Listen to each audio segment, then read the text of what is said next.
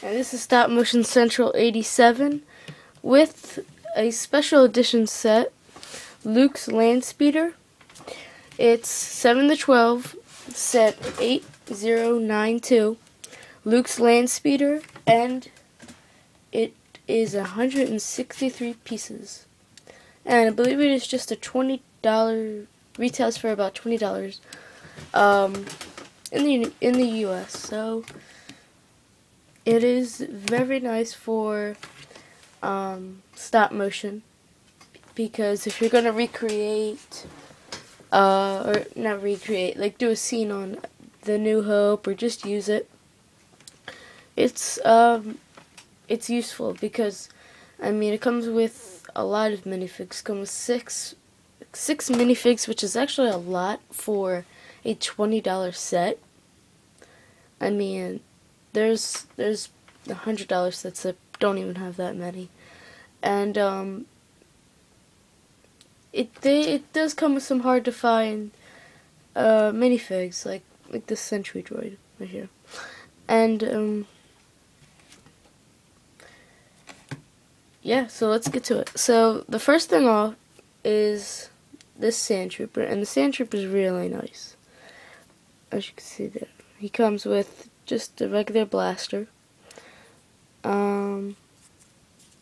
That's just the front printing. Not that. Nothing too new. Nothing really new about him. But see, as you can see, he doesn't have a printed head like the new ones. And nothing really new, but he does stick out because of his backpack and this cloak. Really nice detail. And the backpack actually has two lightsabers. Not sure why, but that's just it. But the cloak really does stand out. I like it. It looks really good on him. And his helmet, the printing, the black printing, it's just so bold. They did a good job on him. I do like him. So that's him. And this is basically used for this is basically the scene on the sand planet Tatooine, and this is basically when Obi-Wan Kenobi says these are not the droids you're looking for, and in The New Hope. And it's a set that has been redone a few times. This is the Sentry Droid. And if there is a 2003 model and a 2004 model of it, R2-D2, nothing different about him. But I will show you something. If you look at him, there's one thing that I spot that is automatically wrong, and that's his headpiece. It's gray. Why is his headpiece gray? I don't know. If you look in the movies, it's white. But for whatever reason, it's gray. But besides the fact, very nice printing. And there is no back printing on the body, but there is on the headpiece. And that's basically him. Okay, and finally we have C-3PO. And there is nothing new about him. He does have a different shaped head, so it's not like you can put helmets on him or anything. Why you would want to put a helmet on C-3PO, who knows? But just putting that out there. So the two main minifigs of this set would obviously be Obi-Wan Kenobi and Luke Skywalker, and they same exact thing, same exact outfit that he was wearing in the movie. There is some really nice leg printing, and I do like his torso printing, but that's it, because there's no back printing. His hair wasn't this long in the movie. It was like more of a medium haircut, but I don't know why his hair is so long. Almost looks like girl hair. And of course you get the blue lightsaber. And for Obi-Wan Kenobi, nothing new. Just an old, obviously it's the old version, not in the newer movies that were shot in early 2000s. Okay, and so that's all the minifigs. Now let's get to the set itself. As you can see, there are 2 seats for Luke and Obi-Wan. The back looks really nice because they were able to make almost like, I don't know what you would call it, but it does look really nice. This is a piece that you don't see that often. This is a bendable thing right here that wraps around, and you don't see it that much. Yeah, but it wasn't in the other 2 ones that they released in 2003 and 2004. That was more of like just gray pieces all around. It wasn't like this.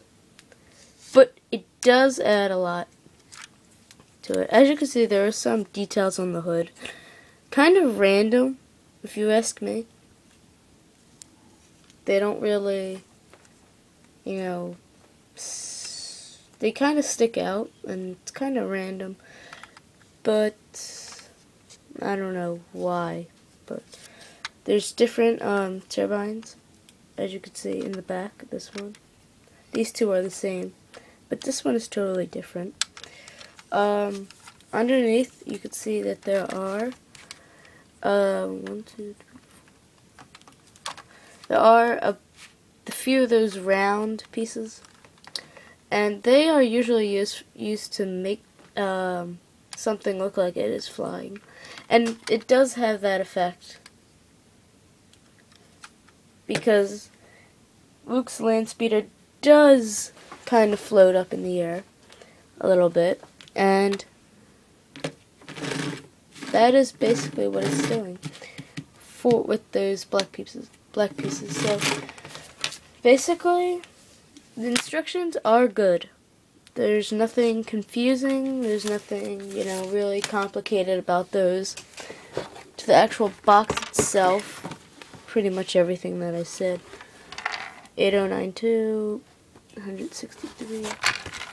But if you go on the back, you can see some pictures of the actual set and some of the other sets. So nothing really sticking out about that. But let's see if I can find that one. The 2003 model and the 2004 model of Luke's Landspeeder. I can do this.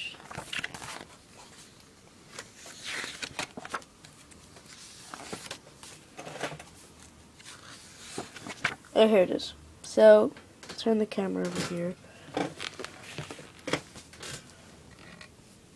So, this is the piece of crap 2003 version. And it is literally a piece of poop. The minifigs look like crap. I mean, you really couldn't tell that it was Luke if it wasn't in with the set. Like, if it was just in a pile of Legos, you really couldn't tell if that was Luke. And I mean, the set just looks terrible. And then 2004, they remade it, thank God, but it still looks kind of derpy. And as you can see, they did use that piece that I was talking about, the bendable piece. And this does resemble it, but obviously it looks a whole lot better.